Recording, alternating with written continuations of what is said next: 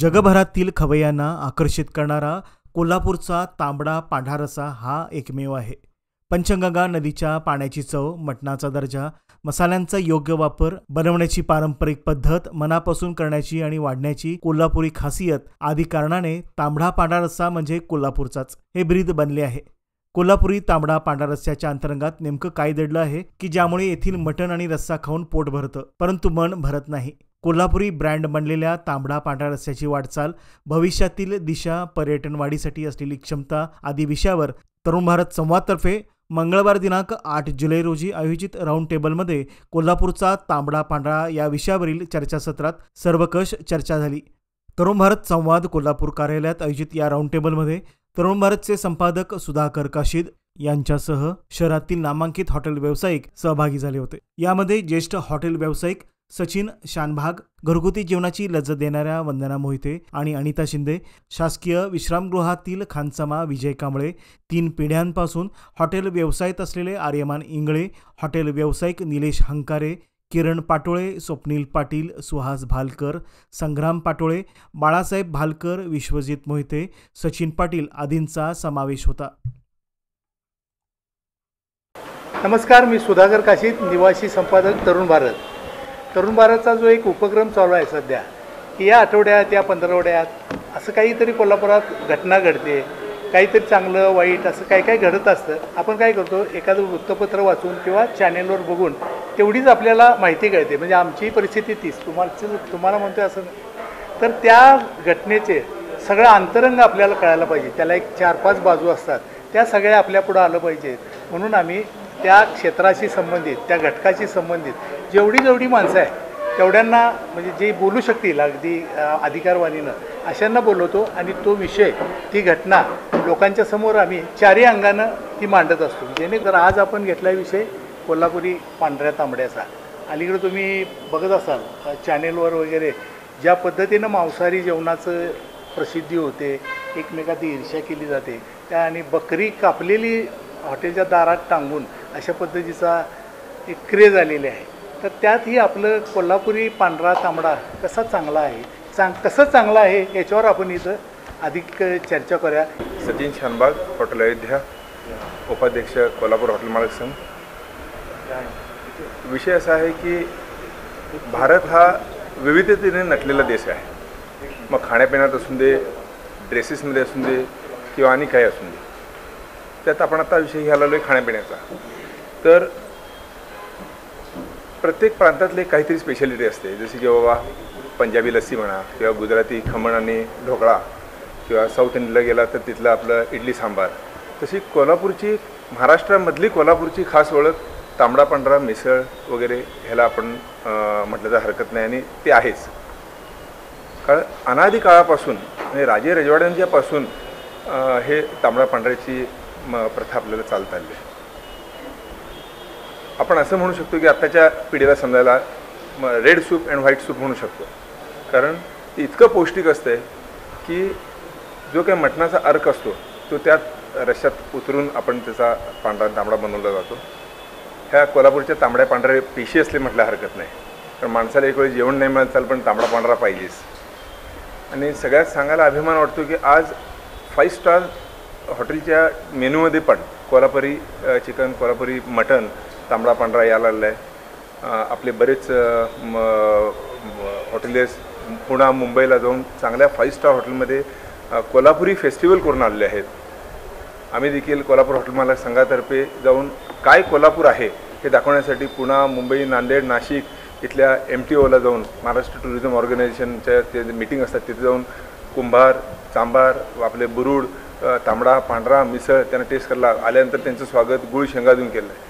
कोल्हापूरला एक पारंपरिकता आहे की आलेल्या लोकांचं स्वागत करायचं आणि एक पाहुणचार त्यांना चांगला द्यायचा, आणि त्यांचं त्यांनी कशी खुश राहून इथलं कोल्हापूरची आठवण ठेवून जातील ह्याच्याबद्दल आपण बघायचं.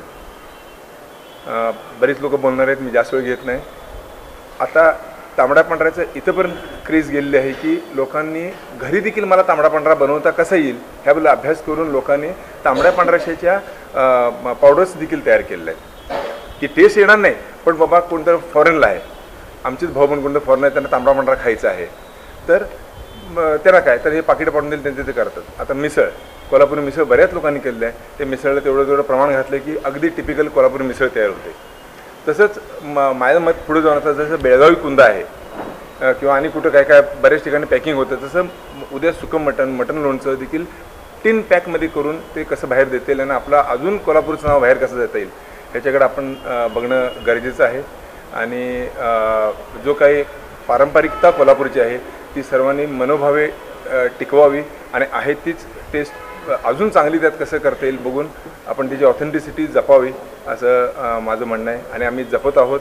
आणि प्रत्येक आपल्या मिटिंगमध्ये किंवा आपल्या ज्यावेळी आपण भेटतो एकमेकाला त्यावेळी काय चर्चा करून काय झालं काय नाही विचारून अजून कसं चांगलं डेव्हलपमेंट करता येईल याच्याकडे आपलं लक्ष आहे. आता बाळासाहेब ठाकरेंच्यापासून आपल्या राजीव गांधींच्यापासून सगळ्यांना आपण सर्व्हिस दिली. शरद पवार साहेब आले, कुठली आता महेश कोठारे, दादा कोंडकेंचं घर होतं, महमूद साहेब येऊन गेले, आले की क्या है कोल्हापूर का स्पेशलिटी, वो क्या है, लाल तांबडा क्या है, दिल्यानंतर ते इतकं खुश व्हायचं की मैंने किती खाय नाही.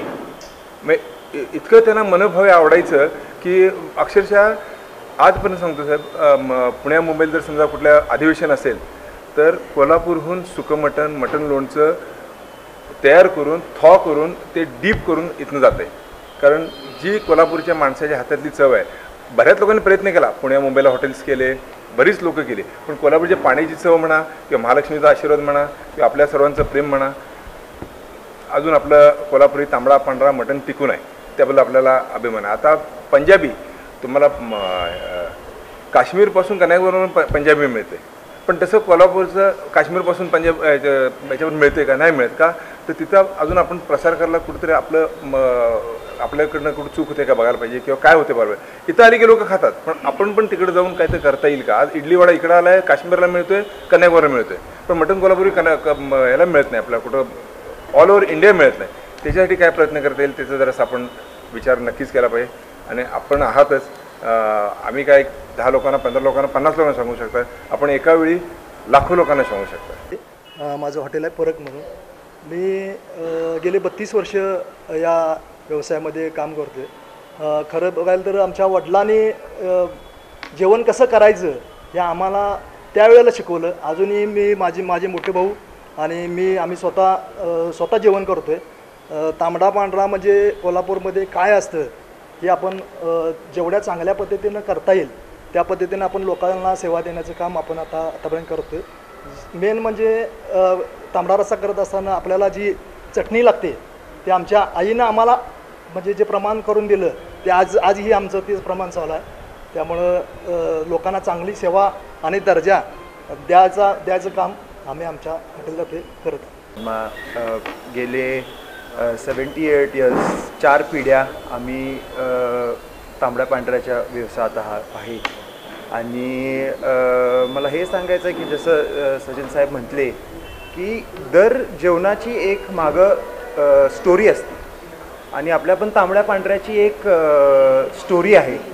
तर ती जी स्टोरी आहे जर आपण बघितला, मराठासारखा युद्धेवरच असायचा, त्याच्यामुळं त्यानं मटणाच्या जेवढे भाग करता येतील तेवढे त्यांनी भाग केले. तेच तुम्ही राजस्थानमध्ये बघितला, कुठल्या दुसऱ्या राज्यात बघितला, मटण ग्रेव्ही हे एकत्र असायचं, पण मराठ्यांनी काय केलं, मटण वेगळं केलं आणि त्याचे रश्शे बनवले.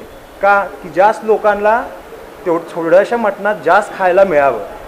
तर ही जी तांबड्या आणि पांढऱ्याची ही जी सुरुवात झाली की जास्त लोकांना, कारण की मराठीसारखं युद्धवर असायचे म्हटल्यावर त्यांना असं पाहिजे होतं की जे जास्त लोकांना खायला मिळत, ते आजपर्यंत ही आपण कोल्हापूरमध्ये व्यवस्थित बरेच उद्योजकांनी लोकांना, कोल्हापूरच्या बाहेरच्या लोकांना हे खाऊ आपण दिलेलं आहे आणि ती स्टोरी अजूनही आपण समोर ठेवतो आहे. तर ही राखणं फार महत्त्वाचं आहे. आज आपण बघतो की कित्येक वर्ष जेव्हा मी बाहेर शिकायला पण होतो, लोकांना म्हटलं की अरे कोल्हापुरी, मी कोल्हापूरचा आहे, तर सगळे म्हणायचे अरे आम्हाला कोल्हापुरी जेवण फार आवडतं, कोल्हापुरी जेवण फार आवडतं. तर म्हटलं अरे तुम्हाला कुठनं खाल्लं तुम्ही कोल्हापुरी जेवण. तर कुठं जाऊन तिथं खायचं म्हटलं तर बघायचं तर नुसता बुक्का जोरात मारलेला लाल तिखट हे कोल्हापुरी जेवणाची बाहेर ओळख झालेली. तितपत की व्हेज कोल्हापुरी म्हणून एक प्रकार असतो हे पण मला माहीत नव्हतं कधी, कारण की व्हेज कोल्हापुरी तर कोल्हापूरमध्ये तसा नाहीच आहे. तर व्हेज कोल्हापुरी म्हणून पण बाहेर मिळायला लागलं. तर तेव्हा मला समजलं की कोल्हापुरीच्या नावानं तिखट जेवण आणि जास्त बुक्का मारून लाल जेवण केलं तर कोल्हापुरी झालं. मग तेच जेव्हा माझे मित्र कोल्हापूरला आले त्यांनी जेव्हा ते खाल्लं, मग लोकांना समजायला लागलं की अरे कोल्हापुरी जेवण म्हणजे तिखट नाही, भले ते लाल दिसल पण ते लाल म्हणजे ते स्पायसेसचा एक चांगला मिक्स, हे कोल्हापूरची खरी टेस्ट. तर ह्या प्रवासात आम्ही हाच मेसेज बाहेर घेऊन जायसाठी बरेच JW मॅरिएट असेल, मॅग्नेटिक महाराष्ट्रामध्ये आम्ही एक्झिबिशन म्हणजे स्टॉल्स केलेले आहेत. पुण्यात बरेच हॉटेल्समध्ये 10-15 दिवसाचे पॉपअप्स जरी केलेले आहेत. सगळे तेच म्हणतात की आपल्याला जे इतर बाजूच्या हॉटेल्समध्ये बाहेरच्या हॉटेल्समध्ये मिळतं त्याच्यापेक्षा कोल्हापुरी हॉटेल्समध्ये जे खरं कोल्हापूरची चव आहे ती अजून कायम आहे. आणि जसं योग्य म्हटलं त्यासाठी कोल्हापूरचं जेवण बरंच पाण्यावर, रश्श्याची 80% to 85% रस्सा पाण्यानं स्टॉकनं बनला जातो आणि ती कोल्हापूरच्या पाण्यानंच जी चव येते तीच खरी कोल्हापूरची चव आपण म्हणायला हरकत नाही. पद्मानंतर ही परंपरा खूप जपली. पद्मा हॉटेलला एक काळ असा होता, जेवायला जाऊन येणं म्हणजे चैनीनं म्हणजे थोडा एक क्लास असा होता की पद्माला जेवून आलो हे सांगायला अभिमान अनेकांना वाटतो. अजूनही आहे त्याचं सगळं. आणि आमचा बरेच ठिकाणी आता आपल्याला बघतं की सोलकढी थाळीमध्ये आलेली आहे. हां, पण कोल्हापूरची खरी प्रथा अशी आहे की सोलकढी कधी थाळीमध्ये आलीच नाही पाहिजे, कारण ती कोल्हापूरचं नाहीच आहे. त्याच्यामुळं ह्या ज्या काय काय गोष्टी आहेत ह्या आम्ही म्हणजे अजूनही ठेवून आहे ही स्टान्स ही हे कोल्हापूर. आता 15 ऑगस्ट 1947ला स्वतंत्रता दिवस सेलिब्रेशन म्हणून पद्मा गेस्ट हाऊस चालू केलेलं. तर तिथं पहिला असा कॉन्सेप्ट होता की पोटभर जेवण असताना मध्ये जेव्हा इमर्जन्सी आली तेव्हा जेवणाचं रॅशनिंग व्हायला लागलं, तर हा थाळी कॉन्सेप्ट जन्मायला आला. आणि मग थाळी कॉन्सेप्ट तिथनं पुढं अजूनही आपला चालत आलेला आहे. नमस्कार, मी बाळासाहेब बालकर, हॉटेल निलेश शनिवार. आज आता साहेबांनी सांगितलं, पाटील साहेबांनी सांगितलं, इंग्लिश साहेबांनी सांगितलं, ह्याच्या व्यतिरिक्त मला वेगळं सांगता येत नाही. फक्त एक सांगायचं आहे की कोल्हापूर म्हणलं की तांबडा पांढरा रस्सा. तांबडा पांढरा रस्सा, तांबडा म्हणजे तांबडा रस्सा होऊ शकत नाही, पांढरा रंग म्हणजे पांढरा रस्सा होऊ शकत नाही. त्याला केल्यानंतर त्याला चव असली पाहिजे, तो पांढरा रस्सा, तांबडा रस्सा. आणि मटणाला चव पाहिजे, मटण ज्या पद्धतीने आपण घेतो ते आपण त्याला चव आली पाहिजे. दुसरं म्हणजे एवढं आपल्याला लांबून पर्यटक येतात, त्यांना आपलं नाव बदनाम करून द्यायचं नाही. कोल्हापूरचं नाव बदनाम होता का, जितकं आपला शेवटपर्यंत चांगलं ठेवता येईल ते आपण ठेवलं. आज मी 30 वर्ष धंदा करतो आहे. माझा व्यवसाय लहानातून मोठा झाला, आज बऱ्यापैकी चालतो माझा धंदा. आणि सगळ्यांच्याबरोबर मी आहे. फक्त एकच सगळ्यांनी करावं कोल्हापूरच्या माणसांनी की कोल्हापूरची नाव राखावं आणि इमेज वाढवावी कोल्हापूरची. त्यात काय बाहेरसारखं करू नये. बाहेर आपला तांबडा पंढराचा बदनाम होत चालला आहे, तसं आपण कोल्हापूरचं नाव जपलं पाहिजे, एवढं मग सांगू इच्छिते. नमस्कार, मी निलेश अंकारे, हॉटेल अंकारेचे मालक. माझ्या हॉटेलला काही लय वर्ष झालेले नाही आहेत, 7 वर्षच झालेले माझ्या हॉटेलला. जे कोल्हापुरात ज्या मोठ्या हॉटेलच्या मालकांनी जे सांगितलं त्याच पद्धतीने मी पण सांगणार की तांबडा पांढरा रस्सा हा कोल्हापूरमध्ये बेस्ट आहे. आणि हाच म्हणजे कोल्हापुरातून महाराष्ट्रापर्यंत पोचावा आणि महाराष्ट्रातून बाहेरच्या राज्यापर्यंत पोचावा हीच अपेक्षा करतो. नमस्कार, मी किरण पाटोळे, हॉटेल राजधानी मी गेली 30 वर्ष चालवतो आहे. मी स्वतः MA MPhil आहे, पण बंधुराजांसोबत आम्ही या हॉटेल व्यवसायात आलो. आणि आज सुरुवातीला आमचे 6 टेबल होते, शेतात हॉटेल होतं आणि अनुभव काहीच नव्हता. तरी पण अनुभव नव्हता, पण इच्छा फार होती की हातात काहीच रोजगार नव्हता. आलेल्या रोजगाराचं संधीचं सोनं कसं करायचं हे शिकलेलं असल्यामुळं मी पुरेपूर ह्यात आजपर्यंत अव्याहतपणे काम करतो आलो आहे आणि निष्ठेनं काम करतो आलो आहे. आज 30-40 टेबल आहेत, 150-200 लोक एकत्र बसतात. आज 30 वर्षापूर्वी जे लहान मुलं आमच्याकडं कपल्स घेऊन होत होते ती आता त्यांची मुलं आमच्याकडे आता जेवायला घेऊन येतात. हे आपलं यश आहे. कोल्हापूरच्या मातीचा आणि पाण्याचा एक विशिष्ट चव आहे, ती विश्वात कुठेही कुणाला मिळणार नाही. म्हणून आपल्याला हे तांबड्या पांढऱ्याचं यश आहे. आणि ऑथेंटिक पद्धतीनं आपण तांबड्या पांढऱ्याचे मसाले म्हणजे तांबड्याची जी चटणी असते ती आपण स्वतः बनवतो. पांढऱ्याचे मसाले उच्च दर्जाचे असतात आणि हॉटेल राजधानी हे आमच्या हॉटेलचा तांबड्या पांढऱ्याचा नंबर रेडिओ मिरचीनं 2011मध्ये एक इव्हेंट अटेंड केला होता. त्यामध्ये आपला नंबर प्रथम आला होता. त्यात वोटिंग करून आलेलं आहे. 10 हॉटेल्स त्यात सिलेक्ट केलेली. त्यात नंबर आपला प्रथम आलेला.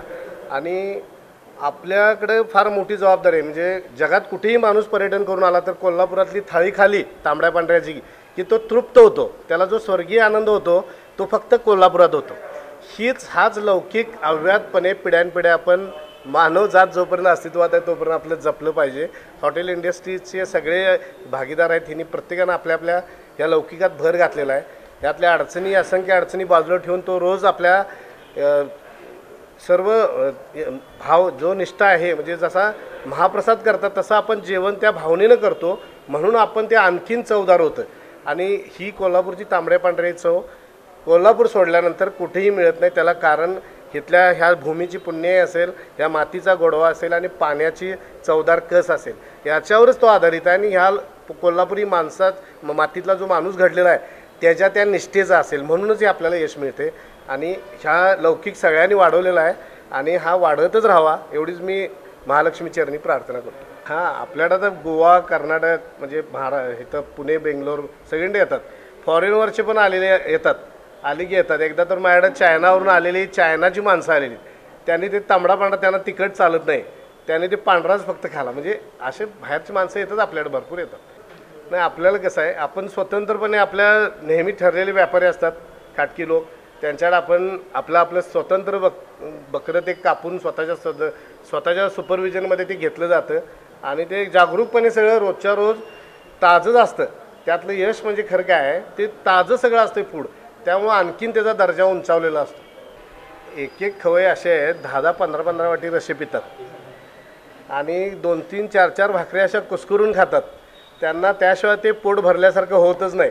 आणि ते आवर्जून सांगून जातात की आम्ही एवढं जेवलो की अजूनही आम्हाला मन भरलेलं नाही. पोट भरले पण मन भरलेलं नाही असं यथेच्छ ताव मारून तृप्त होऊन जाणारे कस्टमर असे सांगून जातात फीडबॅक.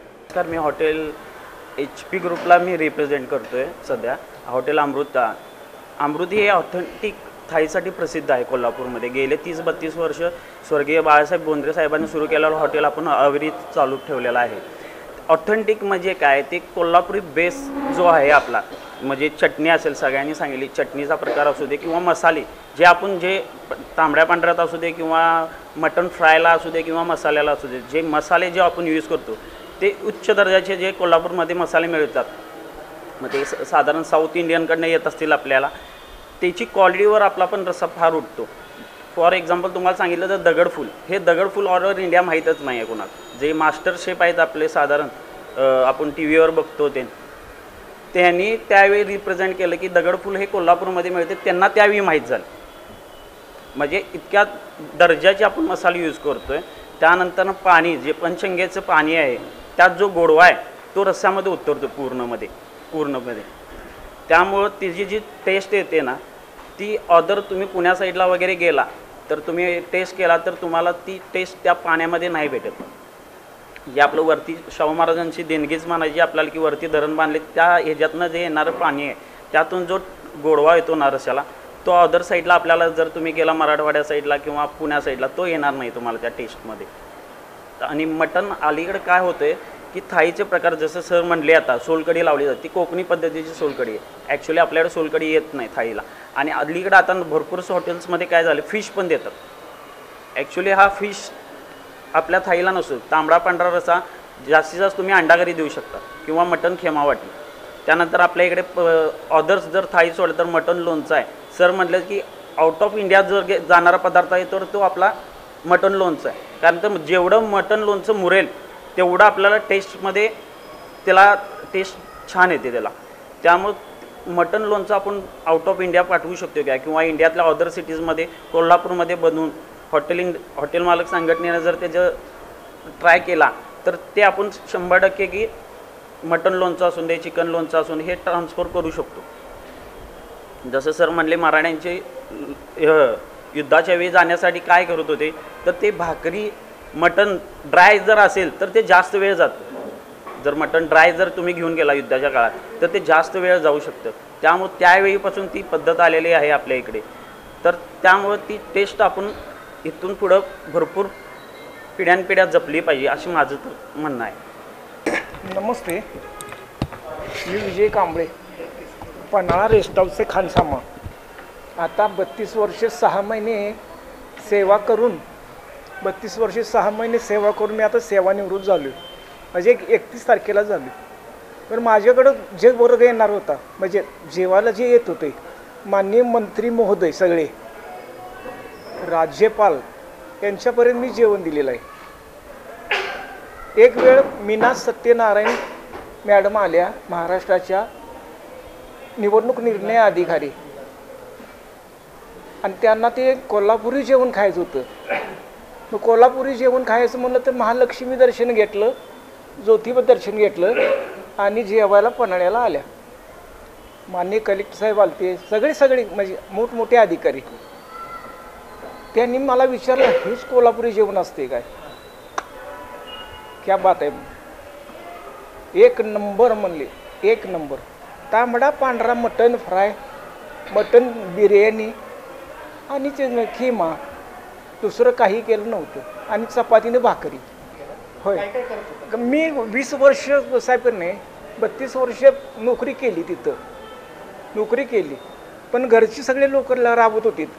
यांनी सगळ्यांना ती चटणीचा जो भाग आहे, हां हां हां, तो तेच कारणीभूत आहे ते. आणि फक्त जेवण करावं तर कोल्हापुरी लोकांनी करावं, बाकीच्यांनी त्याची झेरॉक्स मारू नये अशी मी तुम्हाला विनंती करतो. आणि जे करावं ते कोल्हापुरीच लोकांनी करायचं, आपल्या आया बहिणींनी करायचं, दुसरे कोणीही करायचा प्रयत्न करू नये. एवढंच 2 शब्द बोलतो. तर मी सचिन पाटील, माझा काय हॉटेल व्यवसाय नाही, मी एक कोल्हापुरी मटण खवय्या आहे. मी स्वतः, माझा एक ग्रुप आहे, त्या ग्रुपमध्ये मी स्वतः जेवण करतो. जसं की आता बऱ्याच मान्यवरांनी सांगितले की कोल्हापूरची चटणीमध्ये जे वापरणारे मसाले, शिवाय जो जेवण करतो त्याचा हात गुण, पाण्याची चव आणि जीव ओतून जेवण करणे हे सगळ्यात जास्त महत्त्वाचं. त्यामुळं मटणाला चव येते, तांबडा पांढरा. शिवाय जे काय आपण करणार ते अगदी मनापासून करा. शिवाय दुसरी गोष्ट, आज एक अशी म्हण आहे की जगात तुम्ही कुठेही खा, तर कोल्हापुरात तांबडा पांढरा मटण खाल्ल्याशिवाय जे मन शांत होत नाही ते कोल्हापुरातच होतं. आणि दुसरी गोष्ट म्हणजे, आज जे कोल्हापुरात जो तांबडा पांढरा रस्सा तयार होतो, याची जी चव आहे ती बाहेर पर जिल्हा कोल्हापूर सोडून जी लोक कोल्हापुरी तांबडा पांढऱ्याच्या रश्श्याखाली जे तिथे रस्सा तयार करून देतात, ती अगदी कोल्हापुरी रश्श्यासारखी त्याची चव नाही, किंवा त्यांनी कॉपीराईट करू नये कोल्हापुरी तांबडा पांढरा रस्सा. त्यांनी देताना ही क्वालिटी चांगलीच द्यावी, ओरिजिनल द्यावी. जर द्यायची असेल तर 4-5 जणं जरी झालीत तर ती जेवण तयार करायचं. प्रत्येक रस्सा मंडळाच्या ग्रुपचं म्हणजे ॲक्च्युली असतो, घरी सारखं जेवायला असतो, त्याची काही अडचण नाही. आठवड्यातनं एक दिवस बाहेर एक 4-5 जणं गोळा करायची, तेवढंच आपलं अर्धा किलो मटण आणून तयार करायचं, 5-6 जण जेवायचं, जायचं. जेवणाला फक्त मटणाची 2 फोडं असली तरी बास आहेत, मन अगदी अतृप्त होतं. चटणी मसाले चांगल्या प्रतीचे मसाले वापरून घरीच, म्हणजे खूप कष्ट आहे त्या चटणीला सुद्धा, म्हणजे खूपच कष्ट आहेत सगळे भाजण्यापासून. आणि खरोखर ती भाजण्याची जी पद्धत आहे तीच खरं महत्त्वाची असते. त्यामुळे चटणी चांगली, मसाले आणण्यापासून ते कोरडे एकदम, म्हणजे पाणी ओलं काही न लागता ते चांगले भाजले पाहिजे. भाजून 3 ते 4 दिवस त्याला मेहनत करावी लागते, वेगवेगळे प्रत्येक ओला मसाला, वाळा मसाला, खूप मेहनत आहे. आणि सगळं चांगल्या प्रतीचे वापरतो आम्ही. ती ओरिजिनल पाहिजे, यायला पाहिजे. काजूला एक स्वतःची टेस्ट आहे, ओल्या नारळाला स्वतःची टेस्ट आहे. ती त्याचा ज्यूस काढून, म्हणजे त्याचं दूध काढून त्याच्यापासून पांढरासा बनला जातो, आणि त्याची फोडणी तुपातच मारली पाहिजे. काही लोक तूप आवरायला डालडा घालतात, कारण डालडा तुपापेक्षा स्वस्त आहे. डालडा घातल्यानंतर तुम्हाला पहिल्यांदा चांगला वाटणार, पण तोच रस्सा जर तुम्ही तासाभर खाल्ला की ते मळमळ चालू होते, आणि ह्यानं येणाऱ्या कस्टमर देखील हानिकारक आहे. कारण जेवणामध्ये कोणी, माझी एक रिक्वेस्ट आहे, आत्ता सगळ्यात मोठा भयंकर रोग आला आहे म्हणजे अजिनोमोटो. काय बी करा, पांढरासा म्हणजे काय करतात, जरासं इकडे तिकडे करायचं, जरा थोडी जोंधळीची पावडर लावायची, नाही तर तांदळी पावडर लावायची आणि अजिनोमोटो मारायचा. तुम्ही इथंपर्यंत काय खाते कळतच नाही. मात्र त्याचा परिणाम शरीरावर नंतर होतो. हा प्रत्येकाने आपण आता ह्याने एक मगाशी बोललं मला आवडलं की आपण एक आपला महाप्रसाद म्हणून देतो आहे. आपण त्या कस्टमरकडनं पैसे घेतो आहे. आपण फसवून घ्यायचे आहेत का? बरं, आपण ते पैसे फसवून घेतले, आपण दवाखान्यात घालणार आहे किंवा कुठे दुसरीकडे जाणार, आपले पैसे समजणार पण नाही आपल्याला. त्यामुळे आल्या कस्टमरला चांगलं द्या. कलर, डालडा, अजिनोमोटो वापरणं ही माझी पर्सनल रिक्वेस्ट आहे. हे प्रत्येकाने पाळलं पाहिजे. आणि इव्हन सबस्टिट्यूट कशाला वापरायला पाहिजे? आपण एवढं देवान दिलं, 2 रुपये आता काही ठिकाणी 100 रुपयाला थाळी मिळते, 100 रुपये. त्यांचं कसं आहे माहिती आहे, ते विचार करतात की बरीच लोक ह्यांना परवडते कसं.